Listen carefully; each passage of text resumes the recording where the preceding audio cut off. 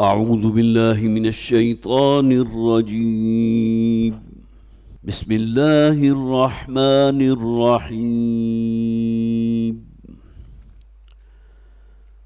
ولا تكونوا كالذين تفرقوا واختلفوا من بعد ما جاءهم البينات وأولئك لهم عذاب عظيم. يوم تبيض وجوه وتسود وجوه، فأما الذين اسودت وجوههم أكفرتم بعد إيمانكم فذوقوا العذاب بما كنتم تكفرون. وأما الذين ابيضت وجوههم ففي رحمة الله هم فيها خالدون. تلك آيات الله نتلوها عليك بالحق، وما الله يريد ظلما للعالمين. ولله ما في السماوات وما في الأرض، وإلى الله ترجع الأمور. كنتم خير أمة أخرجت للناس تأمرون بالمعروف وتنهون عن المنكر وتؤمنون بالله. ولو آمن أهل الكتاب لكان خيرا لهم، منهم المؤمنون وأكثرهم الفاسقون. لن يضروكم إلا أذى، وإن يقاتلوكم يولوكم الأدبار ثم لا ينصرون. ضربت عليهم الذلة أينما ثقفوا إلا بحبل من الله وحبل من الناس، وباءوا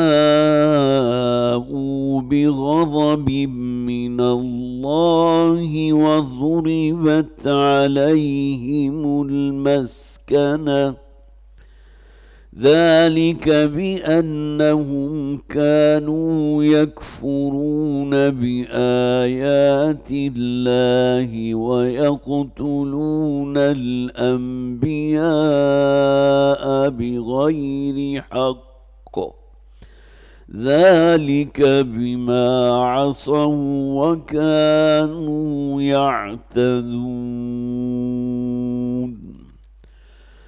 صدق الله العظيم. رب اشرح لي صدري ويسر لي أمري واحلل عقدة من لساني يفقه قولي. اللهم ألهمنا رشدنا وأعذنا من شرور أنفسنا، آमीन या रब्बल आलमीन। हज़रात, आपके इल्म में है कि सूरह आले इमरान हमारे ज़ेर मुताला है। उसके 10 रुकू हम मुकम्मल कर चुके थे और 11वें रुकू की इब्तिदाई 3 आयात हमारे ज़ेर मुताला थी। गुज़श्ता इतवार और उससे पैवस्ता पिछली इतवार जो है इसी मौजू के ऊपर गुफ्तगू होती रही। जैसे कि मैंने अर्ज़ किया था, यह सूरह आले इमरान के बिल्कुल वस्त में 3 बहुत खूबसूरत आयात का एक इकट्ठ है جس کی تشبیہ میں نے دی تھی، ایک بڑا ہار ہو اور اس کے بالکل درمیان میں وسط میں 3 بڑے قیمتی موتی لگے ہوں یا بڑے بڑے ہیرے موجود ہوں۔ یہ 3 آیات، یا ایھا الذین آمنوا اتقوا اللہ حق تقاتہ ولا تموتن الا وانتم مسلمون۔ ایک آیت مکمل ہوئی، اے اہل ایمان اللہ کا تقوی اختیار کرو جتنا کہ تقوی اختیار کرنے کا حق ہے۔ تفصیل سے گفتگو ہو چکی۔ اور تمہیں موت نہ آنے پائے مگر فرما برداری کی حالت میں، اسلام پر قائم رہو۔ آخری لمحہ جو اس دنیا میں آئے گا وہ بھی اللہ کی فرما برداری میں ہونا چاہیے۔ پھر درمیانی آیت بڑی طویل ہے، وَاعْتَصِمُوا بِحَبْلِ اللَّهِ جَمِيعًا وَلَا تَفَرَّقُوا۔ اس کو عنوان دیا تھا والد محترم نے امت مسلمہ کے لیے سہ نکاتی لاہ عمل۔ یہ 3 پوائنٹ ایجنڈا ہے جو امت مسلمہ کو اللہ نے دیا۔ پہلا پوائنٹ، خود اللہ کے بندے بنو، تقوی اختیار کرو، پوری زندگی میں تقوی۔ دوسری آیت، اللہ کی رسی کے ساتھ مضبوطی سے تعلق قائم کر لو، چمٹ جاؤ اللہ کی رسی کے ساتھ، اللہ کے دین کے ساتھ وابستگی، اللہ کے نبی صلی اللہ علیہ وسلم کے اتباع کا جذبہ، یہ تمام چیزیں جمع ہو کر دین بنتا ہے نا۔ اور پھر اللہ تعالیٰ نے طویل آیت ہے اس میں اپنے احسانات کا ذکر کیا، وَاذْكُرُوا نِعْمَةَ اللَّهِ عَلَيْكُمْ إِذْ كُنْتُمْ أَعْدَاءً فَأَلَّفَ بَيْنَ قُلُوبِكُمْ۔ یاد کرو اللہ کی اس نعمت کو، اس بڑے احسان کو، جبکہ تم باہم ایک دوسرے کے دشمن تھے تو اللہ تعالیٰ نے تمہارے دلوں کے اندر تالیف پیدا کر دی، الفت پیدا کر دی، محبت پیدا کر دی، اور اللہ کے فضل سے تم اخوان ہو گئے، جیسے باہم بھائی بھائی ہوتے ہیں۔ یہ طویل آیت ہم نے پڑھی، اور پھر ایک مختصر آیت تھی، وَلْتَكُن مِّنكُمْ أُمَّةٌ يَدْعُونَ إِلَى الْخَيْرِ وَيَأْمُرُونَ بِالْمَعْرُوفِ وَيَنْهَوْنَ عَنِ الْمُنكَرِ۔ اور اے مسلمانوں، تمہارے درمیان ایک گروہ، ایک جماعت ایسی موجود رہنی چاہیے جو خیر کی طرف دعوت دینے والی ہو، امر بالمعروف اور نہی عن المنکر کے اوپر کاربند ہو، اور صرف یہی وہ لوگ ہوں گے اللہ کی نگاہ میں جو کامیاب ہونے والے ہیں۔ یہ 3 آیات، 3 پوائنٹ ایجنڈا امت مسلمہ کے لیے سہ نکاتی لاہ عمل۔ اور یہ تیسری آیت کا جو آخری الفاظ تھے، وَأُولَئِكَ هُمُ الْمُفْلِحُونَ، یہ استحصار کہتے ہیں اسے عربی زبان میں، کہ یہاں گویا کہ صرف یہی لوگ ہوں گے کہ جو اللہ کے ہاں کامیاب شمار ہوں گے۔ ہر شخص کا کامیابی کا اپنا تصور ہے، لیکن قرآن کریم کا اگر آپ مطالعہ کریں گے تو کامیابی اور ناکامی، قرآن کسے کامیاب کہتا ہے، کسے ناکام کہتا ہے، یہ بنیادی صفات اگر موجود ہیں تو کامیاب ہیں۔ جیسا کہ سورۃ العصر جو ہمارے منتخب نصاب کا درس اول ہے، بنیادی درس ہے، اس میں 4 شرائط کا ذکر کیا گیا، والعصر ان الانسان لفی خسر، تمام انسان خسارے اور تباہی سے دوچار ہونے والے ہیں، اور زمانہ اس پر سب سے بڑا گواہ ہے، زمانے کی قسم ہے، الا الذین آمنوا وعملوا الصالحات وتواصوا بالحق وتواصوا بالصبر، سوائے ان لوگوں کے جو ایمان لائے، نیک عمل کیے، حق کے علمبردار بن کر کھڑے ہوئے، حق پر قائم رہے، حق کی ایک دوسرے کو واضح نصیحت کرتے رہے، اور اس راہ میں جو بھی آیا اسے برداشت کیا، صبر سے کام لیتے رہے۔ تو یہی معاملہ اولئک هم المفلحون ہے، جیسے کہ سورۃ العصر میں نجات کو منحصر کر دیا گیا 4 شرائط کے ساتھ، یہاں یہ 3 آیات ہیں جو گویا کہ احاطہ کر رہے ہیں کہ جو لوگ ان پر عمل پیرا ہوں گے صرف وہی اللہ کے ہاں فوز و فلاح سے، کامیابی سے ہمکنار ہوں گے۔ یہاں خاص طور پر نوٹ کیجئے کہ دعوت الی الخیر کی جو اصطلاح استعمال ہوئی تھی، میں نے عرض کیا تھا کہ ایک ہوتی ہے تبلیغ، کہ آپ نے اللہ کا پیغام لوگوں تک پہنچا دیا، اور دوسری شے ہے دعوت، لوگوں کو پکارا، بلایا، ترغیب دی اللہ کی طرف، اللہ کے کلام کی طرف، اللہ کے دین کی طرف۔ یہ دونوں چیزیں جو ہے پیرلل چلتی ہیں، ایسا نہیں ہے کہ صرف دعوت ہوگی یا صرف تبلیغ ہوگی، بلکہ بات آپ کو پہنچانی بھی ہے اور لوگوں کو اس کی طرف بلانا بھی ہے۔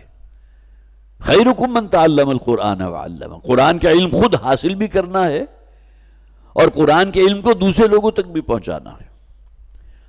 اور یہی وہ بات ہے جسے پھر کہا گیا ہے سورہ نحل کے بالکل آخر میں، الفاظ کیا ہیں، ادعو الی سبیل ربک بالحکمت والموعظۃ الحسنۃ وجادلہم باللتی ہی احسن، اپنے رب کے رستے کی طرف پکارو اور بلاؤ لوگوں کو حکمت کے ساتھ، ان کے ذہن کے قریب ہو کر بات کرو۔ اگر اعلیٰ کوئی پڑھا لکھا لڑکا، کوئی نوجوان ہے، تعلیم یافتہ ہے، تو اس کی بھی تو ایک خاص مینٹل ہورائزن ہے نا، ایک ذہنی افق ہے. قرآن کی دعوت اس تک پہنچا، اس مقام تک پہنچ کر اعلیٰ ترین فلسفیانہ سطح پر بھی، اور جو جدید تعلیم حاصل ہو رہی ہے اس کے تقاضوں کو بھی پیش نظر رکھتے ہوئے یہ گویا کہ آپ کی جو ایلیٹ کلاس ہے اس تک قرآن کا پیغام پہنچے گا. ادعو الی سبیل ربک بالحکمہ والموعظۃ الحسنہ. اور اسی طرح اسی قرآن کے پیغام کو پہنچاؤ وعظ کے ذریعے، تبلیغ کے ذریعے، لوگوں کو دعوت کو اس کی طرف. اور موعظت کسے کہتے ہیں؟ جو آپ کے جذبات کو اپیل کرے. کچھ چیزیں ہوتی ہیں جنہیں ہم ریشنل کہتے ہیں، جو آپ کے انٹلیکٹ کو ہٹ کرتی ہیں، آپ کا ذہن اسے قبول کرتا ہے. آج کل کے جو بھی معیارات تعلیم ہیں ان کی گویا کہ ان کے پس منظر میں اگر آپ قرآن کی بات کریں گے تو تعلیم یافتہ طبقہ جو ہے اس کی طرف زیادہ اٹریکٹ ہوگا. لیکن یہ کہ عام لوگوں کے لیے گویا کہ ایسی جذباتی بات بھی مجھے یقیناً بہت ہی کارآمد ہوتی ہے، بہت مفید ہوتی ہے، جو ان کے جذبات کے اندر تراکم پیدا کر دے. اور واقعہ یہ ہے کہ کوئی بڑی تحریک جو ہے وہ اٹھ نہیں سکتی جب تک کہ عوام کی ایک بڑی تعداد جو ہے پشت پر موجود نہ ہو. اور انہیں اپیل کرنے کے لیے سب سے بہتر شے کیا ہے؟ یہ قرآن حکیم. یتلو علیہم آیاتہ ویزکیہم ویعلمہم الکتاب والحکمہ. اور قرآن کریم کیا بھی وہ پہلو جسے قرآن موعظت کہتا ہے، جس کے اندر وعظ ہے، نصیحت ہے، جذبات کو اپیل کرنے والی باتیں ہیں. تو ادعو الی سبیل ربک بالحکمۃ والموعظۃ الحسنۃ وجادلہم باللتی ہی احسن. ہاں، بہت سے مخالفین دین ایسے ہوں گے جو اسلام کے خلاف باتیں کرنے والے ہوں گے. اگر وہ کہیں جسے آپ کہیے کمر کس کے میدان میں اتر جائیں تو اب ان کے ساتھ بھی تمہیں مجادلہ کرنا ہے، مناظرہ کرنا ہے، لیکن بہت ہی اچھے طریقے کے ساتھ. یہ احسن، جو بہترین طریقہ ہے. اور جیسا کہ میں نے عرض کیا تھا، یہ نہ ہو کہ آپ کا مخالف کہ جس کو آپ کنونس کرنے کی کوشش کر رہے ہیں اس کی زبان میں کوئی تلخی آ جائے، یا اس کے اندر جو ہے کسی اعتبار سے کوئی جیسے آپ کا یہ جارحانہ انداز پیدا ہو جائے، تو رد عمل کے طور پر آپ کے اندر بھی اگر وہی جذبات پیدا ہو گئے، وہی جارحانہ عمل جو ہے وہ جذبات پیدا ہو گئے، تو ظاہر ہے پھر آپ میں اور اس میں تو کوئی فرق باقی نہیں رہا. پھر گویا کہ ایک وہ شخص جو عقل و دانش والا ہے اور ایک وہ شخص جو جذباتی ہے، کوئی فرق ہونا چاہیے نا. وَإِذَا خَاطَبَهُمُ الْجَاهِلُونَ قَالُوا سَلَامًا. سورہ فرقان کے آخر میں اس بات کو بہت ہی اچھے انداز میں لیا گیا. اگر تمہارا مخالف تمہاری بات کو تسلیم کرنے کو تیار نہیں ہے تو اس سے سلام کہہ کے رخصت ہو جاؤ. اپنی بات پر اڑے رہنا اور کوشش کرنا کہ اسے جب تک منوا نہیں لوگے، گویا کہ اس تھانے دار کی طرح کہ جس کے ہاتھ میں لٹ ہوتا ہے اور وہ سر کے اوپر لٹ لے کر کھڑا ہوتا ہے، یہ کردار کسی مسلمان داعی کا نہیں ہو سکتا. اگر محسوس ہو رہا ہو کہ یہ بات اس وقت جو ہے اس کو تأمل ہے، اسے قبول نہیں کرنے کو تیار، تو گویا کہ پھر آپ کسی اور موقع کی تلاش میں رہیے. اللہ کوئی اور موقع آپ کو دے سکتا ہے، پھر آپ دوبارہ بات اس سے کر سکتے ہیں، شروع کر سکتے ہیں. آپ کے اندر خلوص اور خیر خواہی اگر ہے اس شخص کے لیے تو اس کا نتیجہ لازماً یہی نکلے گا. تو وجادلہم باللتی احسن. اگر کہیں محاجہ ہو جائے، کوئی مجادلہ ہو جائے، مناظرہ ہو جائے، تو اس میں بھی گویا کہ بہت ہی اچھے طریقے کے ساتھ یہ کام بھی کر سکتے ہو، اس کی اجازت دے دی گئی. آگے فرمایا وَلَا تَكُونُوا كَالَّذِينَ تَفَرَّقُوا وَاخْتَلَفُوا مِن بَعْدِ مَا جَاءَهُمُ الْبَيِّنَاتُ. اور مت ہو جانا ان لوگوں کی طرح جنہوں نے تفرقہ اختیار کیا اور اختلاف کیا اس کے بعد کہ ان کے پاس بینات آ چکی تھیں. پس منظر میں کون ہیں؟ اہل کتاب. بار بار ان کا ذکر ہو رہا ہے. سورہ بقرہ دیکھ لیجئے، سورہ آل عمران دیکھ لیجئے، بار بار اہل کتاب کا ذکر. اور اہل کتاب میں بھی جو دو گروہ ہیں، ایک یہود ہیں، ایک نصارہ جنہیں ہم عیسائی کہتے ہیں. اہل کتاب ہوں گے تو ان میں دونوں شامل ہیں. لیکن جو پس منظر اور سیاق و سباق ہے ان آیات کا، وہ فیصلہ کرے گا کہ یہاں مخاطبین کون ہیں، کنہیں مخاطب کیا جا رہا ہے. یہود مخاطب ہیں یا نصارہ مخاطب ہیں؟ اور یہ معاملہ جو ہے بہت زیادہ کوئی مشکل کام نہیں ہے. اگر آپ قرآن کریم کو پڑھ رہے ہیں اور اس کو سمجھ کر پڑھ رہے ہیں تو ما سبق کی جو آیات ہیں، جو اس کا سیاق و سباق ہے، وہ اس بات کے تعین میں کہیں کوئی آپ کو مشکل پیش نہیں آئے گی کہ یہاں یہود مراد ہیں یا نصارہ مراد ہیں. تو یہاں فرمایا گیا وَلَا تَكُونُوا كَالَّذِينَ تَفَرَّقُوا. مت ہو جانا ان لوگوں کے مابین کی مانند جنہوں نے متفرق ہوئے ہیں، جنہوں نے تفرقہ کیا ہے. فرقہ یفرق کے معنی آتے ہیں کسی شے کو تقسیم کر دینا. تفریق کیا ہے؟ ایک بڑی جماعت ہے، ان میں سے ایک چھوٹی جماعت لے کر الگ ہو گئی، اب یہ ایک فرقہ بن گئی۔ اب یہ فرقہ بندی وہ ہے کہ جس نے امت مسلمہ کا بیڑا غرق کیا۔ مولانا محمود الحسن دیوبندی رحمۃ اللہ علیہ کا وہ قول میرے ذہن میں بلنک کر رہا ہے، جس میں انہوں نے یہ کہا تھا، میں نے جہاں تک جیل کی تنہائیوں میں غور و فکر کیا ہے کہ آج امت کیوں ذلیل اور رسوا ہے، ذلت اور رسوائی اس پر کیوں تھوپ دی گئی، تو اس کا ایک سبب یہ ہے کہ ہم قرآن کریم سے دور ہو گئے۔ اللہ کا کلام تھا، پیغام تھا اس کا، اس پر قائم رہتے تو اللہ تعالیٰ اپنا وعدہ لازماً پورا کرتا ہے۔ وَأَنْتُمُ الْأَعْلَوْنَ إِن كُنتُم مُؤْمِنِينَ، اگر تم واقعتاً ایمان والے ہو تو لازماً سربلند رہو گے۔ اور دوسری بات جس کی انہوں نے نشاندہی کی تھی وہ یہ کہ ہمارے درمیان تفرقہ پیدا ہو گیا ہے، یہ دیوبندی ہے، یہ بریلوی ہے، یہ فلاں ہے، یہ فلاں ہے، اور من دیگرم اور تو دیگری والا معاملہ ہے، ایک دوسرے کے خلاف جو ہے کفر کے فتوے ہو رہے ہیں، فلاں شخص نے اگر یہ نہ کیا تو اس کی تو نماز ہی قبول نہیں ہوگی۔ بھئی تم اپنی نماز کے ساتھ غض رکھو نا، جبکہ اگر مسالک کے اندر کوئی اختلاف ہے تو وہ تو چلا آ رہا ہے، سینکڑوں سالوں سے چلا آ رہا ہے، اور یہ تفرقہ یا اختلاف اس نوعیت کا نہیں ہے جس کی بنیاد کے اوپر دھڑے بازی ہو جائے، باہم متفرق ہو جائیں۔ تو یہاں جو کہا گیا وَلَا تَكُونُوا كَالَّذِينَ تَفَرَّقُوا، عیسائیوں کے اندر اور یہودیوں کے اندر بھی بہت سے فرقے پیدا ہو گئے تھے، اور ان کے اندر بھی ایک دوسرے کے خلاف کفر اور تفریق کا جو ہے معاملہ موجود تھا، فتوے جاری ہو جایا کرتے تھے ایک دوسرے کے جو مسالک ہیں ان کے خلاف۔ تو گویا کہ یہاں آئینہ بھی دکھایا جا رہا ہے، تم سے پہلے جس طرح اہل کتاب متفرق ہوئے تھے، اے مسلمانوں تمہارا معاملہ وہ نہیں ہونا چاہیے، اور انہوں اختلاف کیا تھا، متفرق ہوئے تھے، اس کے بعد کہ ان کے پاس بینات پہنچ چکی تھی، تورات میں اور انجیل میں دونوں میں نبی اکرم صلی اللہ علیہ وسلم کی بعثت کا ذکر موجود، خوب معلوم ہے انہیں، لیکن اس کے باوجود جو ہے ایمان لانے کو تیار نہیں۔ آگے آ جائے گا، کاش کہ یہ لوگ اگر ایمان لے آتے تو اللہ کے ہاں کامیاب ہوتے، اس دنیا میں بھی عزت اور سفر بازی جو ہے ان کے نصیب میں آتی، لیکن یہ بد نصیب رہے اور اپنے وہی آبائی عقائد جو تھے انہی کے اوپر کاربند رہے۔ وَأُولَٰئِكَ لَهُمْ عَذَابٌ عَلِيمٌ، اور یہ وہ لوگ ہیں کہ جن کے لیے عذاب عظیم، بہت بڑا عذاب ہے۔ یہ عذاب مقدر ہوگا ان لوگوں یہود و نصارہ پر بھی جو باہم متفرق ہوئے تھے، اگر وہ حضرت عیسیٰ علیہ السلام کی دعوت کے اوپر پوری اخلاص کے ساتھ قائم رہتے۔ انہوں نے تو اللہ کا بیٹا قرار دے دیا حضرت عیسیٰ علیہ السلام کو، اس سے بڑی جسارت اور اس سے بڑی آپ کہیے کہ تہمت اللہ کے اوپر کیا ہوگی کہ حضرت عیسیٰ کون ہے؟ اللہ کے بیٹے ہیں۔ تو اس درجے کی بات اگر ان کی طرف سے جسارت ہوئی ہے، جس کے لیے سورہ مریم کے اندر الفاظ موجود ہیں کہ انہوں نے جو رحمان کے ساتھ بیٹے کو بنا دیا حضرت عیسیٰ علیہ السلام کی ذات کو کہ بیٹے ہیں رحمان کے، تو تکاد السماوات یتفطرن منہ وتنشق الارض وتخر الجبال ہدا، یہ پہاڑ پھٹ جانے کو ہے، زمین شق ہو جانے کو ہے، اور یہ جو ہے بالکل ریزہ ریزہ ہو جانے کو ہیں یہ پہاڑ۔ اتنی بڑی جسارت کہ انہوں نے رحمان کے ساتھ، اللہ کے ساتھ حضرت عیسیٰ علیہ السلام کی نسبت باپ اور بیٹے کی کر دی۔ تو ان لوگوں کی مانند نہ ہو جانا، وَأُولَٰئِكَ لَهُمْ عَذَابٌ عَظِيمٌ، اور ان کے لیے تو بہت بڑا عذاب ہے۔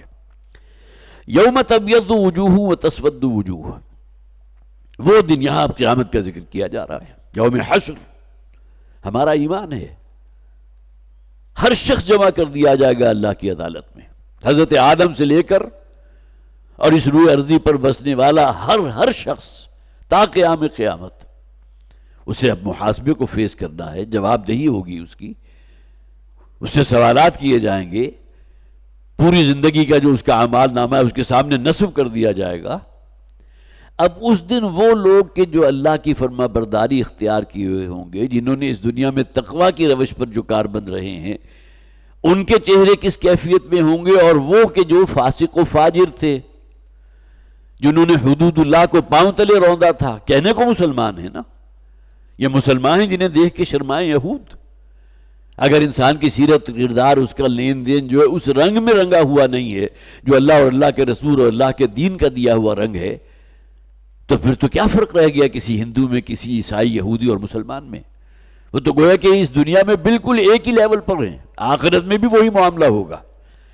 ایسا نہیں ہے کہ کسی ایک شخص کو جو صرف اس بنیاد پر کہ وہ مسلمان گھرانے میں پیدا ہو گیا جنت کے اعلیٰ ترین درجات دے دیے جائیں گے، جنت میں داخل کر دیا جائے گا، خواہ اس کا کردار، اس کی سیرت وہ کہیں یہودیوں اور ہندوؤں اور عیسائیوں سے بھی کہیں نیچے کی ہو۔ اللہ تعالیٰ عدل و انصاف کرنے والا ہے۔ وہ تو یہ دیکھتا ہے اس دنیا میں کس شے کو تقدیم کیا ہے، کس کو مؤخر کیا، کس کو مقدم کیا. دین کسی درجے میں تقدیم رہا یا نہیں رہا، یا کل کا کل فوکس جو یہ دنیا ہی کی زندگی، یہاں کی چمک دمک، یہاں کی رعنائیاں، یہاں کی زیب و زینت، اسی کے اسیر بنے رہے. اور دنیا ہی کی دوڑ میں آگے سے آگے بڑھنا اور دوسرے کو پیچھے چھوڑنے کا یہی انسان کے اندر جذبہ موجود رہا. تو یوم تبیض وجوہ وتسود وجوہ، اور اس دن ہوں گے کچھ چہرے وہ کہ جو بہت ہی روشن ہوں گے. با، یا اور ضاد، یہ الفاظ عربی، جسے بیضہ کسے کہتے ہیں؟ انڈے کو بھی کہتے ہیں، بالکل سفید ہوتا ہے. تو سفید چہروں والے، روشن چہروں والے، چمکدار چہروں والے، کھلے ہوئے چہروں والے. یوم تبیض وجوہ، جس دن چند چہرے وہ ہوں گے جو بڑے کھلے ہوئے ہوں گے، بڑے روشن چہرے ہوں گے، بڑے جسے آپ کی شادہ و فرحاں ان کے چہرے ہوں گے. وَتَسْوَدُّ وُجُوهٌ، اور کچھ چہرے وہ ہوں گے جو سیاہ پڑے ہوئے ہوں گے. میدان حشر کا نقشہ اگر آپ اپنے ذہن میں تخیلاتی طور پر بھی قائم کریں تو وہاں موجود ہوں گے یہ لوگ کہ جن کے چہرے جو ہے حضور کی ایک حدیث میں فرمایا گیا 14ویں کے چاند کی طرح روشن چہروں والے ہوں گے، جنہوں نے اس دنیا میں گویا کہ اللہ کی فرما برداری اختیار کی ہے، حرام و حلال کی تمیز قائم رکھی ہے، شریعت پر چلتے رہے ہیں. یہ چہرے وہ ہوں گے جن کا یہاں ذکر کیا جا رہا ہے. اور یہ انداز قرآن کریم میں بہت سے اور مقامات پر بھی اختیار کیا گیا. سورہ قیامہ میں فرمایا گیا وجوہ یومئذ ناظرۃ الی ربہا ناظرہ، اس دن کچھ چہرے وہ ہوں گے جو بڑے تر و تازہ کھلے ہوئے چہرے، شاد و فرحت چہرے، اور اپنے رب کی طرف دیکھتے ہوئے ہوں گے، اس کی رحمت کے امیدوار ہوں گے. اور اس کے بالکل برعکس بھی ذکر کر دیا گیا، جیسا کہ یہاں کہا گیا یوم تبیض وجوہ وتسود وجوہ، کچھ چہرے بہت روشن سفید چہرے، چمکتے ہوئے چہرے، اور کچھ چہرے وہ کہ جو سیاہ پڑے ہوئے ہیں، کملائے ہوئے ہیں، لٹکے ہوئے چہرے. تو وہاں بھی فرمایا گیا سورہ قیامہ میں وجوہ یومئذ ناظرۃ الی ربہا ناظرہ، کچھ چہرے وہ ہوں گے جو بڑے تر و تازہ ہوں گے، اپنے رب کی طرف رحمت کی امید لگائے ہوئے، اپنے رب کی طرف دیکھتے ہوئے ہو. اور کچھ چہرے وہ ہوں گے ووجوہ یومئذ باسرۃ، باسرہ کیسے کہتے ہیں؟ جو بالکل پژمردہ ہو، لٹکا ہوا چہرہ ہے، کملایا ہوا چہرہ، خوف زدہ، دہشت زدہ چہرے. ووجوہ یومئذ باسرۃ تظن ان یفعل بها فاقرہ، ان کی یہ جو رنگت فق ہوئی ہوگی تو کس بنیاد پر؟ کہ انہیں معلوم ہے کہ اب ان کا انجام وہ ہونے والا ہے جس کے بارے میں دنیا میں انہیں پہلے سے متنبع کر دیا گیا تھا. ہر نبی اور رسول نے آ کر یہ پیغام دیا نا اللہ کا، اس دنیا میں اگر اللہ کی مانو گے تو کامیابی ہے، فوز و فلاح ہے، لیکن اللہ کے کہے ہوئے کہ اللہ کے حکم کو پاؤں تلے روندو گے تو تباہی ہے، بربادی ہے. تو ان لوگوں کو تو معلوم ہوا نا کہ ہمارا انجام کیا ہونے والا ہے. وجوہ یومئذ باسرۃ، کچھ چہرے وہ ہیں کہ جو بالکل جیسے آپ کہیے کہ باسی چہرے ہیں، پوج مردہ چہرے ہیں، لٹکے ہوئے چہرے. اسی طرح فرمایا گیا وجوہ یومئذ مسفرۃ ضاحکۃ مستبشرہ، سورہ عبس میں. اس دن کچھ چہرے ہوں گے کہ جو مسفرہ ہوں گے. مسفرہ کسے کہتے ہیں؟ بڑے کھلے ہوئے چہرے. کسی شخص سے آپ ملتے ہیں اور بہت ہی جیسے آپ کا یہ حضور کی حدیث بھی ہے تبسمک فی وجہ اخیک صدقۃ، اگر آپ نے کسی مسلمان بھائی کو مسکراتے ہوئے چہرے کے ساتھ اس سے ملتے ہیں تو اس پر بھی اللہ تعالیٰ آپ کو اجر و ثواب دے گا، یہ بھی صدقہ ہے، نیک عمل ہے. تو کچھ چہرے وہ آپ کو نظر آتے ہیں کہ جو گویا کہ مسفرہ ہیں، چمکتے ہوئے چہرے ہیں، اور جن کے چہرے کے اوپر جو ہے بڑی تازگی ہے، بڑی فرحت ہے، ناظرہ ہیں، تر و تازہ چہرے ہیں. تو وجوہ یومئذ مسفرۃ ضاحکۃ مستبشرہ، وہ مسکراتے ہوئے چہرے ہوں گے، خوشی سے شادہ و فرحاں چہرے ہوں گے. ووجوہ یومئذ علیہا غبرۃ، اور کچھ چہرے ہوں گے کہ جو غبار آلود، کوئی شخص بڑا طویل سفر کر کے کہیں پہنچا ہے تو اس کے چہرے کے اوپر جو اثرات ہیں اس تھکن کی وجہ سے گویا کہ ٹوٹے ہوئے چہرے. سورہ عبس کے اندر بھی یہ فوری تقابل پیش کر دیا گیا. اسی طرح سورہ غاشیہ میں فرمایا گیا ووجوہ یومئذ ناعمہ لسعیہا راضیہ، اس دن بہت سے چہرے ہوں گے جو بڑے نعمت بھرے چہرے ہوں گے. جسے ہم کہتے ہیں نا کہ فلاں شخص کی پوری جسم کے اوپر یا اس کے چہرے کے اوپر رعنائی ہے، گویا کہ جو کو کھا پی رہا ہے وہ حلال کر رہا ہے. لیکن ایک شخص اس کے بالکل برعکس بھی ہو سکتا ہے کہ کھایا پیا اس کو لگ ہی نہیں رہا. تو دنیا میں بھی اس قسم کے جو ہے آپ کو بہت سی چہرے نظر آ جاتے ہیں کہ سب کچھ کرنے کے باوجود بھی کچھ نہیں ہے. تو ناعمہ وہ کہ جو نعمتوں بھرا چہرہ ہو، اللہ کی نعمتوں کے گویا کہ جس کے اوپر اثرات نظر آ رہے ہیں اس کے چہرے پر، کھلے ہوئے چہرے، اور جسے آپ کا یہ کہ شادہ فرحاں چلے، وَوُجُوهٌ يَوْمَئِذٍ نَاعِمَةٌ لِسَعْيِهَا رَاضِيَةٌ، کہ جو انہوں نے محنت و مشقت کی تھی اس دنیا میں اس پر پوری طرح مطمئن ہیں، راضی ہیں۔ سورہ کہف میں فرمایا گیا نا وَمَنْ أَرَادَ الْآخِرَةَ وَسَعَى لَهَا سَعْيَهَا، وہی الفاظ جو سورہ غاشیہ میں آئے۔ جو شخص بھی آخرت کا طالب ہوتا ہے، آخرت کا طلبگار ہوتا ہے، اور پھر یہ کہ وہ پھر اس کے لیے محنت کرتا ہے، آخرت میں کامیابی حاصل کرنے کے لیے اپنے آپ کو مشقت میں ڈالتا ہے، حرام و حلال کی حدود پر پوری طرح کاربند رہتا ہے، خواہ کسی حرام میں ملوث ہونے کی بنیاد پر اس دنیا میں کتنا ہی اسے فائدہ حاصل ہو جائے، لیکن وہ قناعت کرتا ہے صرف حلال کے اوپر، تو یہ وہ لوگ ہیں کہ جو گویا کہ اللہ کی رحمت کے امیدوار ہیں۔ وَسَعَى لَهَا سَعْيَهَا وَهُوَ مُؤْمِنٌ، دل میں بھی ایمان موجود ہے، تو وہ شخص کہ جس کا وَمَنْ أَرَادَ الْآخِرَةَ، جس کے نزدیک آخرت مقدم ہے، آخرت کے لیے محنت کوشش کرنے والا ہے، اس کی کیفیت جو ہے وہ وہاں بھی بیان کر دی گئی سورہ کہف کے اندر بھی۔ تو یوم تبیض وجوہ وتسود وجوہ، کچھ چہرے ہوں گے اس دن وہ گویا کہ بہت ہی روشن چہرے ہوں گے، تر و تازہ چہرے، سفید چہرے، اور کچھ چہرے وہ ہوں گے کہ جو سیاہ پڑ چکے ہوں گے۔ فَأَمَّا الَّذِينَ اسْوَدَّتْ وُجُوهُهُمْ، تو وہ لوگ کہ جن کے چہرے سیاہ ہوئے ہوں گے، کملائے ہوئے چہرے، پشمردہ چہرے، اکفرتم بعد ایمانکم، کیا ایمان کو قبول کرنے کے بعد تم نے کفر کیا تھا، جس کا انجام یہ ہوا کہ آج تمہارے چہرے سیاہ کر دیے گئے۔ اب یہاں دیکھیں ایمان سے ایک مراد وہ ہے کوئی شخص دائرہ اسلام میں داخل ہوا، گویا کہ مومن ہو گیا، اور اس کے بعد پوری طرح جانتے بوجھتے اس دائرہ اسلام سے باہر نکل گیا۔ یہ کون ہے؟ جس نے گویا کہ ارتداد اختیار کر دیا ہے، جو مرتد ہو چکا ہے، وہ تو مراد ہے ہی، لیکن کسی شخص کو ایمان جیسی نعمت مل جائے اور اس کے بعد آہستہ آہستہ وہ نعمت اسے گویا کہ اپنی جو بھی اس کے نفسانی خواہشات ہیں اس کے اندر دفن کر دے، یا جسے ہم یہ کہہ سکتے ہیں کہ اس نعمت کو اس سے سلب کر لیا جائے، اس کی اپنی بدکاریوں کی وجہ سے، اس کے فسق و فجور کی وجہ سے، تو بظاہر تو وہ مسلمان ہیں لیکن حقیقتاً ایمان تو موجود نہیں ہے۔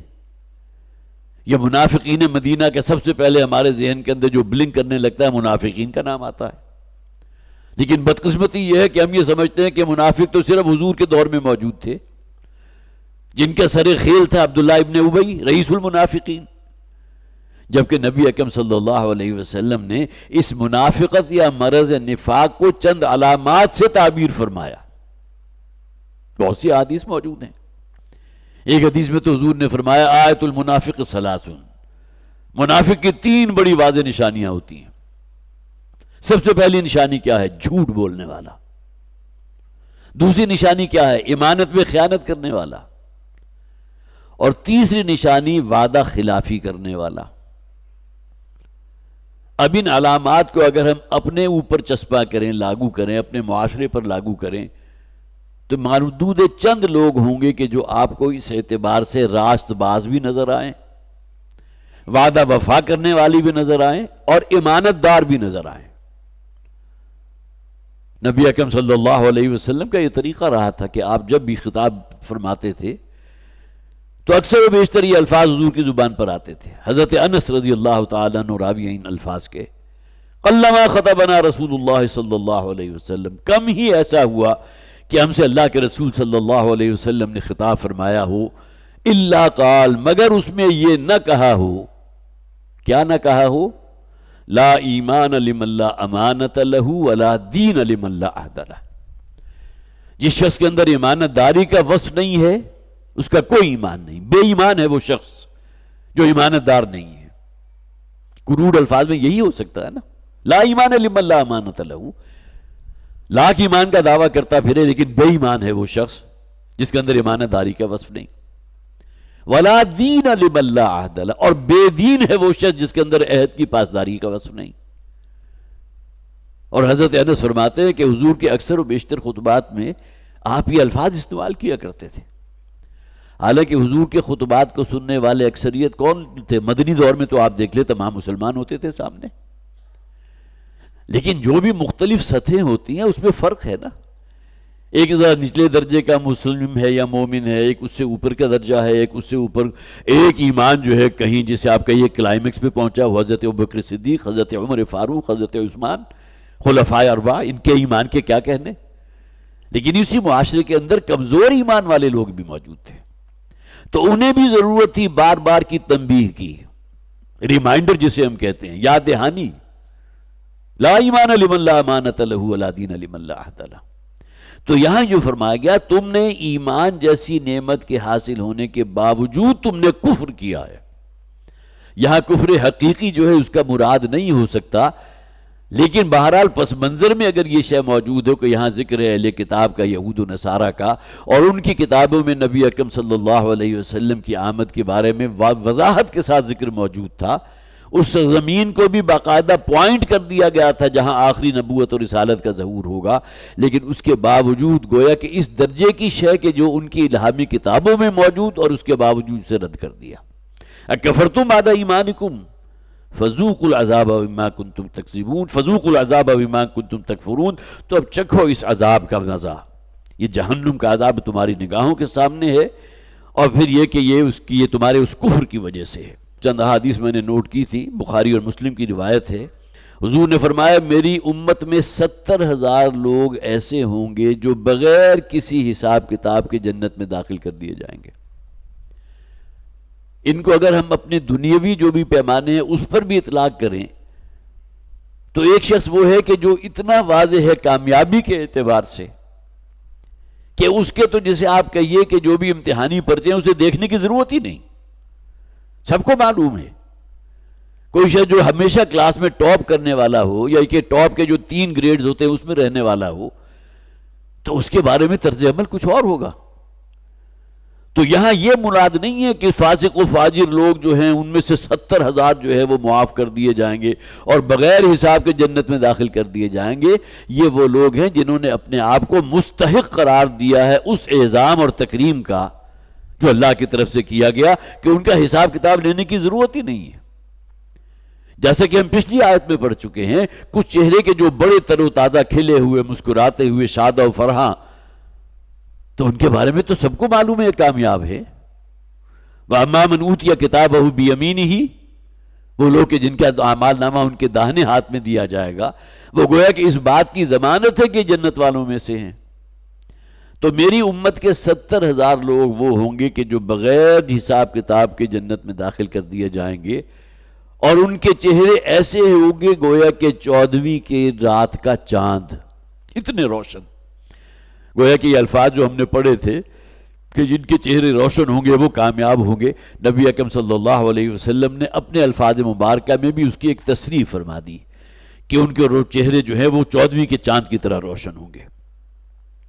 اسی طرح مسند احمد کی ایک روایت ہے جس میں نبی اکرم صلی اللہ علیہ وسلم نے فرمایا کہ جنت کے مکینوں میں جتنے بھی جنت میں لوگ بھیج دیے جائیں گے ان میں سے 1/4 تعداد ان لوگوں کی ہوگی جو میری امت میں سے تھے.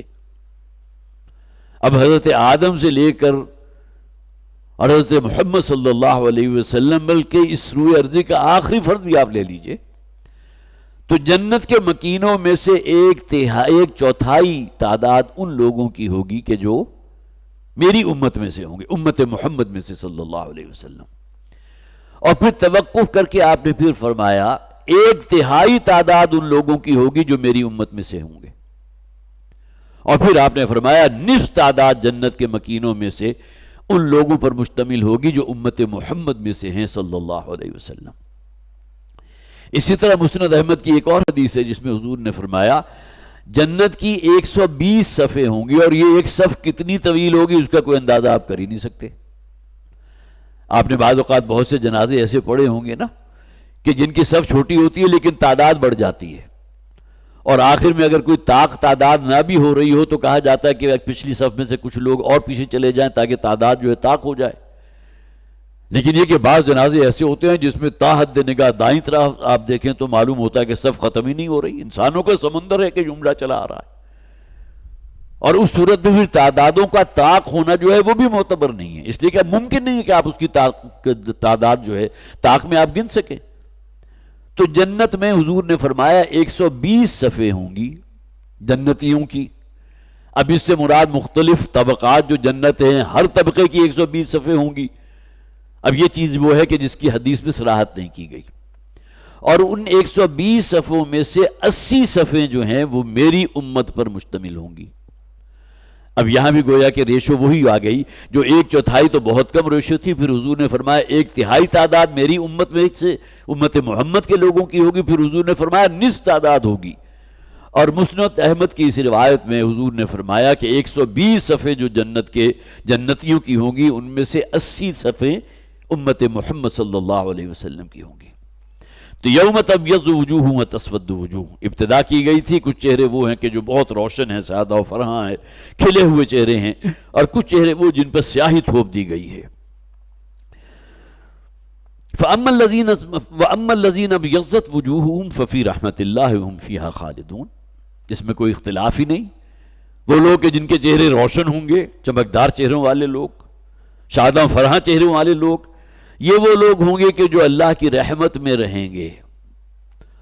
اور اس کا مظہر کیا ہوگا؟ جنتہم فیہا خالدون، یہ جنت میں داخل ہوں گے اور اس میں رہیں گے ہمیشہ ہمیشہ کے لیے.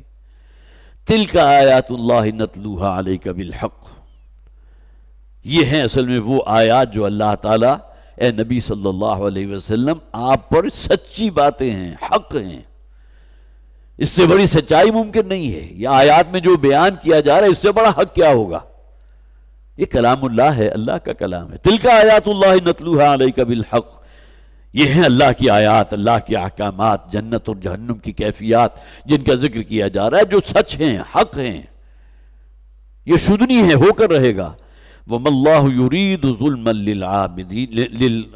لِلْعَالَمِينَ. اور اللہ تعالیٰ تو جہان والوں پر، اپنی خلقت پر، اپنی مخلوق پر قطعاً کوئی ظلم نہیں کرے گا. ظلم کسے کہتے ہیں؟ زیادتی کو، ناانصافی کو. کسی شخص نے بہت محنت کی لیکن وہاں اجر و ثواب میں کچھ کمی کر دی گئی، یہ بھی ظلم ہے. جسے آپ کہتے ہیں حق و حقدار رسید. حق آپ پہنچائیے حقدار کو پوری طرح، اس کے اندر اگر کوئی کمی ہو گئی تو یہ بھی ظلم ہے. یا ایک شخص فرض کیجئے فاسق ہے، فاجر ہے، حدود اللہ کی کوئی پرواہ نہیں ہے، اسے وہاں چھوڑ دیا گیا، یہ بھی ظلم ہے. تو اللہ تعالیٰ تو عدل کرنے والا ہے نا. اپنی الہامی کتابیں اللہ تعالیٰ نے پہلے سے واضح کر دی. ہر شے، کوئی شے بھی اب مسٹری نہیں ہے، ہر شے انسان کے علم میں ہے. اللہ نے پہلے سے کہہ دیا تھا. یہ اللہ تعالیٰ کی آیات ہیں، اللہ تعالیٰ کے احکام ہیں. جنت کا ذکر ہے، جہنم کا ذکر ہے، اور یہ 100% درست ہے، 100% حق ہے، سچ ہے. اس سے بڑی سچائی کوئی نہیں. تلک آیات اللہ نتلوہا علیک بالحق وما اللہ یرید ظلما للعالمین. اور اللہ تعالیٰ اپنی خلقت پر ظلم کرنے والا نہیں ہے، کسی کے ساتھ ناانصافی نہیں ہوگی. کسی شخص نے اگر ذرے کے ہم وزن بھی کوئی نیک عمل کیا، اس کا بھرپور بدلہ اور اس کا ثواب اس کا محفوظ. اور کوئی شخص کسی بد عمل کا مرتکب ہوا، خواہ وہ ذرے کے ہم وزن کیوں نہ ہو، اپنے اعمال نامے میں موجود پائے گا. ہاں وہ ایک معاملہ ہے ترازو کا. نیکیاں ہیں، نیکیوں کا پلڑا ہے، بدیاں ہیں، بدیوں کا پلڑا ہے. نیکیوں کے اثرات ہیں. بہت سخت حالات کے اندر اگر چھوٹی نیکی کی گئی، اللہ کی نگاہ میں بہت عظیم. کسی شخص کے پاس کھانے کو خود کچھ نہیں تھا اور کسی بھوکے کو دے کر اس نے اپنی روٹی میں سے آدھی روٹی اس کو دے دی، تو اللہ کے ہاں اس کی جو قدر و منزلت ہوگی، جو اکرام ہوگا، آپ اس کا تصور ہی نہیں کر سکتے. کسی شخص کے پاس جو ہے لاکھوں ہے، کروڑوں ہے، اور وہ لوگوں کو دے رہا ہے، لیکن اندر اگر جذبہ ریاکاری کا ہے، خود نمائی کا ہے کہ اللہ کے یہاں جا کر یہ تمام چیزیں زیرو سے ملٹیپلائی ہو جائیں گی. تو اللہ تعالیٰ تو گویا کہ جو حضور نے فرمایا گیا نا کہ اللہ تعالیٰ تمہاری صورتوں کو یا تمہارے صرف ظاہری اعمال کو نہیں دیکھتا، بلکہ جو اندر نیت پوشیدہ ہے، جو موٹیو تھا، جو موٹیویشن تھی جس کے تحت تم نے وہ کام کیا، جو ارادہ تھا، اللہ تعالیٰ تو ان کو بھی دیکھتا ہے. وَلِلَّهِ مَا فِي السَّمَاوَاتِ وَمَا فِي الْأَرْضِ. یہ آیات جو ہیں قرآن میں جگہ جگہ آتے ہیں. زمین و آسمان جو کچھ ہے وہ اللہ کے کنٹرول میں ہے، وہ اللہ ہی کا ہے، اسی کی ملک ہے. کہ یہ فرمائے گا نا وَلِلَّهِ مِيرَاثُ السَّمَاوَاتِ وَالْأَرْضِ. جو شے بھی اس پوری کائنات میں وہ تو اصل میں میراث ہے اللہ کی. میراث کیا شے ہوتی ہے؟ جب کوئی شخص اس دنیا سے چلا جاتا ہے تو وراثت میں جو شے منتقل ہوتی ہے وہ میراث ہے نا. اللہ تعالیٰ تو الحی ہے، القیوم ہے، تم نہیں رہو گے لیکن تمہارا جو کچھ بھی بچا ہوا تھا وہ یہاں نہ صرف یہ کہ موجود رہے گا بلکہ ممکن ہے کہ تمہاری اپنی اولاد کے درمیان مقدمہ بازی تک بات پہنچ جائے. وہی رقم جو تم نے چھوڑی تھی، جو چھوڑ کر مرے تھے، وہ پھر ایک بہت بڑے نزاع اور جھگڑے کا ذریعہ بھی تو بن سکتی ہے نا. فتنہ و فساد بھی ہو سکتا ہے، قتل و غارت بھی ہو سکتی ہے. اور یہ وہ چیزیں جو ہماری نگاہوں کے سامنے ہوتی ہیں. اور یہ بات اپنی جگہ بہت بڑی حقیقت ہے کہ وراثت کے احکامات کے بارے میں جتنی تاکید قرآن کریم میں، اگر کوئی شخص اس معاملے میں کوتاہی کا مرتکب ہوتا ہے تو شدید ترین وعید. سورہ نساء کا ایک پورا رکوع جو ہے وراثت کے احکامات کے اندر متعدد بار اس بات کو دہرایا گیا ہے. جو شخص بھی اللہ کے حدود کو کراس کرتا ہے، وراثت کے احکامات کو وائلیٹ کرتا ہے، بہت بڑا مجرم ہے اللہ کی نگاہ میں. تو وَلِلَّهِ مَا فِي السَّمَاوَاتِ وَمَا فِي الْأَرْضِ، زمین و آسمان میں جو کچھ ہے وہ اللہ ہی کا ہے، اسی کا تخلیق کردہ ہے، اسی کی ملکیت ہے، اسی کے کنٹرول میں ہے. وَإِلَى اللَّهِ تُرْجَعُ الْأُمُورُ، اور بالآخر تمام معاملات کو اللہ ہی کے حضور لوٹا دیا جائے گا. تمام معاملات اسی کے حضور پیش کر دیے جائیں گے. ہمیں تو اپنے سے غرض ہے کہ ہمارا معاملہ اللہ کے حضور پیش ہو جائے گا. وَكُلُّهُمْ آتِيهِ يَوْمَ الْقِيَامَةِ فَرْدًا، کسی شخص سے یہ نہیں پوچھا جائے گا تم کس بزرگ سے وابستہ تھے، کس خانوادے سے تھے، کس خانقاہ سے تمہارا تعلق تھا، کس حسب و نسب کے تھے. ہاں یہ پوچھا جائے گا کہ تمہارا اپنا کردار کیا تھا، زندگی تم نے کیسے بسر کی ہے. آیا اللہ کی فرما برداری میں، اس کے رسول صلی اللہ علیہ وسلم کے اسوے کی روشنی میں زندگی بسر کی، یا اپنے خواہشات نفس ہی کے اسیر بنے رہے، انہی کے سامنے ہاتھ جوڑے کھڑے رہے. افرائیت من اتخذ الہہ ہوا، اے نبی آپ نے اس شخص کی حالت ذات پر غور کیا جس نے اپنے خواہشات نفس کو اپنا معبود بنا لیا، اسی کی پرستش کر رہا ہے. وَإِلَى اللَّهِ تُرْجَعُ الْأُمُورُ، اور اللہ ہی کے حضور پہ تمام معاملات فیصلے کے لیے پیش کر دیے جائیں گے. اصل شے تو فیصلہ ہے نا، کامیاب ہیں یا ناکام ہیں. میرا اور آپ کی زندگی کا تو سب سے بڑا اصل شے جو حضرت معاذ ابن جبل رضی اللہ تعالیٰ عنہ نے سوال کیا تھا نا، غزوہ تبوک سے جو واپسی کا سفر تھا، تو ایک موقع انہیں میسر آ گیا کہ حضور کے ساتھ تخلیہ انہیں فراہم ہو گیا. اپنے طور پر بھی انہوں نے پوری طرح ارادتاً اس بات کی کوشش کی تھی کہ حضور کے بالکل ساتھ ساتھ رہیں، حضور کی اونٹنی کے ساتھ ساتھ اپنی اونٹنی کو رکھا، اس لیے کہ بڑی بڑی شاہراہیں تو ہوتی رہی تھی. اور آپ کو معلوم ہے 30,000 صحابہ کا لشکر تھا غزوہ تبوک سے جو واپسی ہو رہی ہے، تو اس کا کتنا بڑا پھیلاؤ ہوگا اس لشکر کا جب وہ واپسی کا سفر کر رہا تھا. تو حضرت معاذ ابن جبل رضی اللہ تعالیٰ عنہ اس خیال سے بھی کہ کہیں کوئی دشمن آپ پر کوئی حملہ آور نہ ہو جائے، آپ کو زک نہ پہنچ جائے، بالکل حضور کے ساتھ ساتھ رہے. دل میں ایک خیال جو انگڑائی لے رہا تھا کہ آج میں حضور سے وہ سوال کروں گا جو اب تک نہیں کر سکا. اور جیسے ہی موقع میسر آیا تو انہوں نے فرمایا انی اسألک بکلمۃ قد امرضتنی واسقمتنی واحزنتنی. اللہ کے رسول صلی اللہ علیہ وسلم، میں آج آپ سے ایک سوال ایسا کرنا چاہ رہا ہوں جس نے مجھے مریض بنا کر رکھ دیا ہے، مجھے مزمحل کر دیا ہے، مجھے توڑ کر رکھ دیا. قد امرضتنی واسقمتنی، سقیم کسے کہتے ہیں؟ جو بیمار ہو چکا ہو. مرض وہ شخص کے جو کسی بیمارے کے ہاتھوں بالکل لاچار ہو چکا ہو.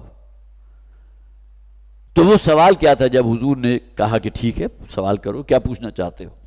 تو سوال نوٹ کیجیے، اللہ کے رسول سے مخاطب ہو کر فرمایا انی اسألک بکلمۃ، میں آپ سے ایک کلمہ پوچھنا چاہتا ہوں، وہ کلمہ کہ جو مجھے اللہ کے ہاں کامیاب کر دے، میری آخرت سنور جائے، مجھے تو بس وہ کام بتا دیجئے جو مجھے جنت میں داخل کر دے. اب یہ گویا کہ ان کی زندگی کا اصل فوکس یہ تھا کہ آخرت کا معاملہ کہیں اس میں کوئی گڑبڑ نہ ہو جائے، وہاں کامیابی. اصل مسئلہ یہ ہے میرا اور آپ کا. اس لیے کہ دنیا کی زندگی تو بڑی محدود ہے، 60 70 80 90 برس، اس سے زیادہ آپ کیا جی لیں گے؟ آپ کا اپنا جسم جو ہے بالآخر گھل گھل کے اور مسل ویک ہوتے ہوتے اس حد تک پہنچ جاتے ہیں کہ انسان اٹھنے کے قابل بھی نہیں رہتا. لیکن یہ کہ بہرحال جو عمر طویل اللہ نے دی ہے اسے تو پورا کرنا ہی ہے نا.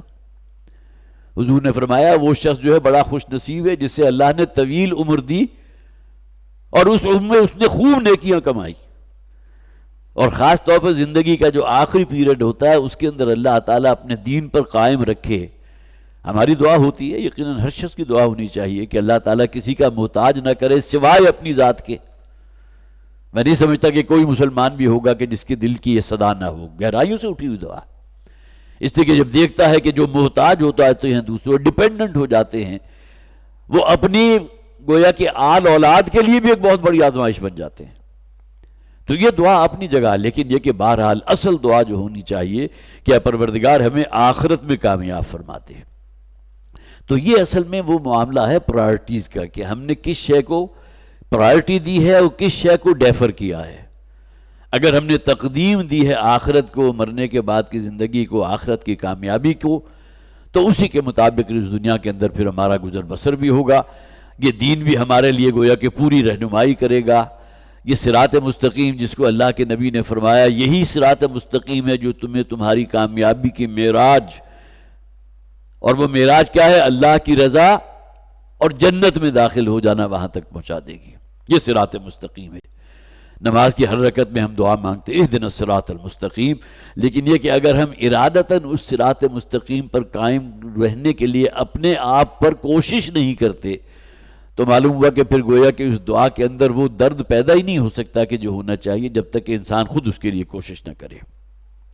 تو وَلِلَّهِ مَا فِي السَّمَاوَاتِ وَمَا فِي الْأَرْضِ، اللہ کے لیے ہے جو کچھ زمین و آسمان میں ہے. وَإِلَى اللَّهِ تُرْجَعُ الْأُمُورِ، اور بالآخر تمام امور جو ہے وہ اللہ کی طرف لوٹائے جائیں گے. كُنْتُمْ خَيْرَ أُمَّةٍ أُخْرِجَتْ لِلنَّاسِ، یہ ذرا طویل آیت ہے، صرف اس کا ترجمہ کر لیجئے. بہت ہی جسے آپ کہیے کہ اہم آیت ہے، بڑی عظیم آیت ہے. اس پر انشاءاللہ اگلی مرتبہ بیان ہوگا. تم ہی ہو بہترین امت. مخاطب کون ہے؟ امت مسلمہ، میں اور آپ اہل ایمان. اخرجت للناس، جنہیں لوگوں کے لیے برپا کیا گیا، جو نکالی گئی لوگوں کے لیے. تأمرون بالمعروف وتنہون عن المنکر، اب تمہارے ذمہ کام کیا ہیں؟ دو کام یہاں اسپیسیفائی کر دیا گیا. تم اچھے کاموں کا حکم دو گے اور برائی کا استئصال کرو گے، منع کرو گے برے کاموں سے. وَتُؤْمِنُونَ بِاللَّهِ، اور اللہ پر پورا ایمان رکھو گے. وَلَوْ آمَنَ أَهْلُ الْكِتَابِ لَكَانَ خَيْرًا لَهُمْ، جیسا کہ میں نے عرض کیا تھا آغاز میں، جگہ جگہ آپ کو اہل کتاب کا ذکر ان دونوں صورتوں میں مل رہا ہے، سورہ بقرہ میں بھی، سورہ آل عمران میں بھی. اور اگر اہل کتاب والے جو ہے جنہیں کتاب ہم نے دی گئی تھی، یہود کو تورات دی ہے، نصرانیوں کو، عیسائیوں کو انجیل دی ہے، اگر یہ کہیں ایمان لے آتے اہل کتاب لَكَانَ خَيْرًا لَهُمْ، یہاں کس پر ایمان لے آتے؟ وہ جن کا ذکر تمہاری کتابوں میں موجود. اب دعوت دینے والے تو محمد ہیں نا صلی اللہ علیہ وسلم. اہل کتاب بھی گویا کہ ان کی دعوت میں شامل ہیں، یہود بھی دعوت میں شامل ہیں، نصارہ بھی دعوت میں شامل ہیں. کچھ یہود وہ بھی تھے کہ جو گویا کہ حضور پر ایمان لے آئے، حضرت عبداللہ ابن سلام رضی اللہ تعالیٰ عنہ، جن میں بہت نمایاں مقام ان کا ہے. اس کے علاوہ بعض کیسز اور بھی ہیں. اسی طرح بہت سے نصارہ میں سے تھے کہ جو ایمان لے آئے. یہاں فرمایا کہ وَلَوْ آمَنَ أَهْلُ الْكِتَابِ لَكَانَ خَيْرًا لَهُمْ، اگر اہل کتاب ایمان لے آتے، اللہ کو تو وہ مانتے تھے، انکار کر رہے تھے محمد رسول اللہ صلی اللہ علیہ وسلم کا کہ انہیں ہم اللہ کا رسول ماننے کو تیار نہیں. اس کی وجوہات جو تھی بارہا میں بیان کر چکا. وہ تعصب جو ان کے اندر، جو دشمنی موجود تھی محمد رسول اللہ صلی اللہ علیہ وسلم کی، اس کی جو وجوہات تھی وہ بیان کر چکا. لَكَانَ خَيْرًا لَهُمْ، یہ کہیں ان کے لیے بہتر ہوتا اگر وہ اس امت میں شامل ہو جاتے، امت محمد میں صلی اللہ علیہ وسلم، تو ان کے حق میں بہت بہتر ہوتا. منہم المؤمنون واکثرهم الفاسقون، ان میں سے کچھ لوگ وہ ہیں یا ہوں گے کہ جو ایمان لے آئیں گے، اور لیکن یہ کہ اکثریت ان لوگوں کی فاسق و فجار ہی پر مشتمل رہے گی. اور تاریخ نے اس بات کو ثابت بھی کیا. معدود چند لوگ تھے اہل کتاب میں سے، دونوں جو گروہ تھے یہود اور نصارہ میں سے، کہ جو حضور پر ایمان لائے. لیکن یہ کہ بہرحال وہ آخری دور کے بارے میں تو قرآن میں ذکر موجود ہے. حضرت عیسیٰ علیہ السلام کا جو ہے وہ نزول ہوگا، اور پھر وہ جو کچھ بھی زیادتیاں انہوں نے حضرت عیسیٰ کو اللہ کا جو بیٹا قرار دیا تھا اور بالآخر جو ہے قیامت سے پہلے اس پورے روئے ارضی پر اللہ کا دین قائم اور نافذ اور جو ہے اس کی شریعت نافذ ہوگی. یہ تمام چیزیں وہ ہیں جو احادیث کے ذریعے ہمارے علم میں آتی ہیں. بہرحال یہاں تک ہم اس کو آج کی تکمیل کر رہے ہیں، لیکن یہ جیسا کہ میں نے عرض کیا تھا، یہ ایک آیت جو ہے بہت اہم ہے، اس پر اور اس کے بعد کی آیت پر انشاءاللہ اگلی مرتبہ بیان ہوگا. بارک اللہ لی ولکم فی القرآن العظیم ونفعنی وإیاکم بالآیات والذکر الحکیم.